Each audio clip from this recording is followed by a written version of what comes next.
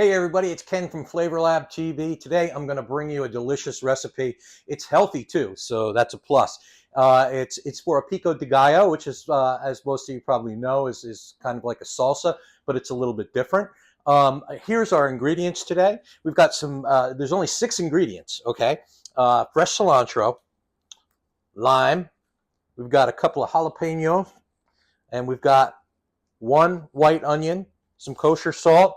We've got about 1.5 pounds of tomatoes here. So with the 1.5 pounds of tomatoes, we're going to use about half of this white onion. We're going to use all of the peppers, most of the lime juice, and the volume of cut cilantro leaves is going to be about half a cup, maybe a little bit more than a couple of teaspoons of the salt here. So I'm going to get right into it here. One thing I do want to say about this recipe is it calls for a white onion, and there is a reason for a white onion. The white onion works really well in this recipe. It is because this onion is not as pungent as like a yellow onion or a Vidalia, and they're a little bit crispier. There is a lot of onion in this, so you want that milder taste in your onions. So make sure that you make this recipe with a white onion and not a yellow onion. Okay, so right away we're gonna get to chopping up our tomatoes, and again, it's just start cutting, and I'll see you when I'm done chopping. And it's a lot of chopping, folks. I've got a few of these chopped. We'll be back when we're done. Okay, we're just about done dicing up all these tomatoes. And it's a fine dice on the tomatoes, by the way, if I didn't mention it earlier. And the next thing that we're going to want to do with these tomatoes, I put them all in a bowl, right? Got my handy little spatula thing here. I put them all in a bowl. And then over the sink, I'll transfer it to a strainer. And there's a very specific reason that you're doing this. And it's because you want to strain the tomatoes, right? There's already a lot of juice in here coming out. But what you want to do is you want to leave them there.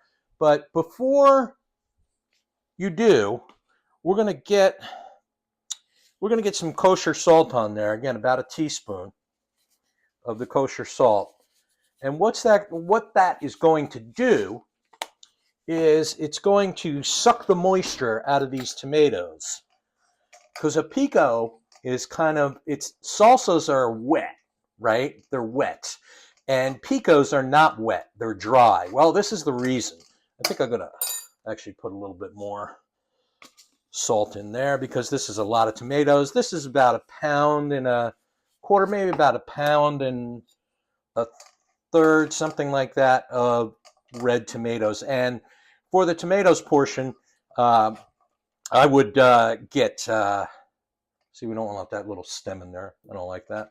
Probably want to get to a plum tomato. The smaller the tomato, the better, especially if it's off season, just because you want a sweeter tomato. So we're going to let these drain. You see how much juice is coming out of there already, right? And you're just going to let this drain into a bowl. And the next thing that we're going to do while we're waiting for that, and this stays in here about 20 to 30 minutes, okay? And the next thing we're going to want to do is we're going to come over and chop up the rest of our stuff here. We've got some peppers to chop up, and we've got an onion. And again, very small on the dice for these. A word to the cautious: remember, the white stems in a jalapeno is where the heat comes from, okay? The white ribs on the inside, not the seeds. So depending on how you like your heat level, you really want to, let all the, keep all the white ribs, or, shave them out with like a knife or something like that. And you make your own decision based on that. So back to chopping. We'll be back when we're done chopping this onion and these jalapenos. Okay, so we've got all of our onions chopped and our chilies. Next, we're going to do our cilantro. I always like to use one of these for chopping up any fresh spices.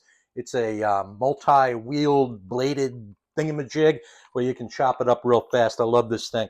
And if you notice, just like the tomatoes, the white onion and the chili peppers are sliced as fine as you can get them. Okay, so that'll work best for this recipe. Be back soon. Okay, and now we're doing the cilantro. Like I said, I love this little gadget here, and you'll see why. You just kind of like roll over it. I don't know. Some people may just prefer their old handy knife to do that, but I just love the how quick this is. Look at that. It's like pretty much a pile already. It's got a little scraper here where you can scrape up and put it back into a pile. Look how fast that is, right? All right. Pretty soon we're going to be putting all this stuff together. See you in a minute. Okay, we're back. Hey, everybody. So all the chopping is done. Our tomatoes are pretty dried out. You know, take a look at how much juice came out of those tomatoes. You know, and there's actually probably still a little bit more in here. You can see if you shake your strainer, you're going to continue to get more juice out of it. I think that's good enough for now. So unless you want to use this for something, I can't imagine what, just go ahead and discard it. Put it in the sink. We'll take this, we'll wipe this out a little bit just so it's dry in here. And we're going to use this same bowl. We're going to put our tomatoes into the bowl. And we're going to combine our ingredients. We have our chopped or minced white onions. That's a big piece. And our jalapenos. We're going to put those in there. We've got all the cilantro. Cilantro makes it so yummy. And we're going to put that in there as well.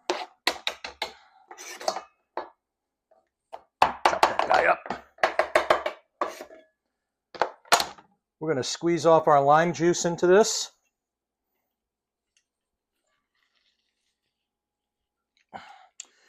And I always like to invert the piece of fruit because you get more out of it, I think, the second time.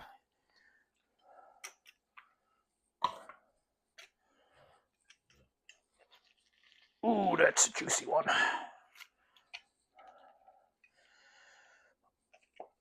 And that lime juice makes this recipe taste so fresh. Now, you just go ahead and mix this up just like it is. And for all intents and purposes, you are done after you mix it up. I wouldn't eat it straight away, although sometimes my family has a hard time keeping their hands off of it. What I would do is put it in the refrigerator for at least a half an hour, just to let all those flavors settle in and meld together. You make this, I guarantee you, it'll be gone within a day. Of course, this makes quite a bit, so maybe not, but you get the point. This pico, with that method, salting the tomatoes, getting all that extra juice out of there, absolutely delicious. Give it a try. It's really easy. It's a lot of chopping, I know, but there are worse things in life, right? Give it a try today. Ken from Flavor Labs. I'm out.